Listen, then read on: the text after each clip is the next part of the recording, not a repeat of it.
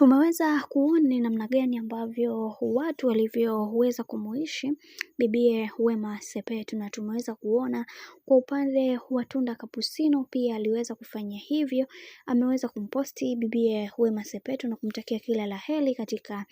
hatua nyingine ya maisha ambayo ameweza kuianzisha. Na pia tumeweza kuona mashabiki wengi waliweza kumpongeza sana bibie Tunda kwa hichi kitu kikubwa ambacho alichoweza kutufanya, na wengi wao wametokiwa kuvutiwa nacho na kisha kumwambia kwamba anatakiwa awe na moyo huo huo mara zote, kwa sababu anatakiwa kuweza kuwa na misingi imara na mikakati iliyo bora, kwa sababu watu wengi wanatamani kuweza kuona kila siku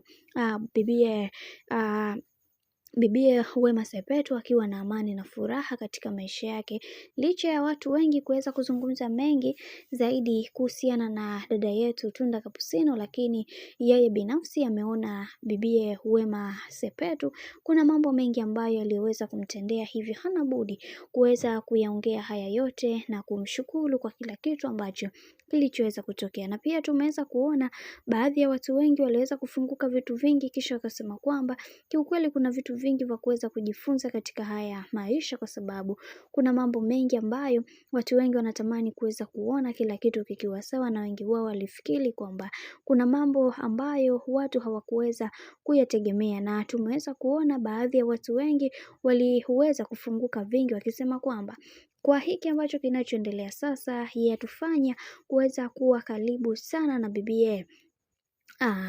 Wema Sepetu, kwa sababu kuna mambo mengi ambayo yameweza kutokea, na wengi wao walitamani kuweza kujua mambo mengi zaidi kwenye hili ambalo linalotokea. Na tumeweza kuona baadhi ya watu wengi waliweza kufunguka vitu vingi, kisha wakasema kwamba kiukweli hatupaswa kuweza kuhakikisha kila kitu kinakwenda kuwa sawa kwa upande wa bibie Wema Sepetu. Licha ya haya yote kuweza kutokea, lakini ameweza kuonekana ni moja kati ya mwanamke ambaye mpambanaji na ana ujasiri wa yeye kuweza kufanya vitu pasipo kuweza kumtegemea mtu wa aina yoyote. Hili ni jambo jema na ni jambo zuri kwa familia hii, hivyo yatupaswa kuweza kuhakikisha bibie Wema Sepetu anakuwa bora zaidi kwa upande wa bwana mkubwa Wema, na aendelee kupewa thamani kubwa, kwa sababu amekuwa akipitia changamoto nyingi sana katika mahusiano, na wengi wao wamekuwa wakimdhihaki na kumpa shutuma nyingi kwamba anatoka na wanaume wengi, amekuwa akichezewa. Lakini ndo kama hivyo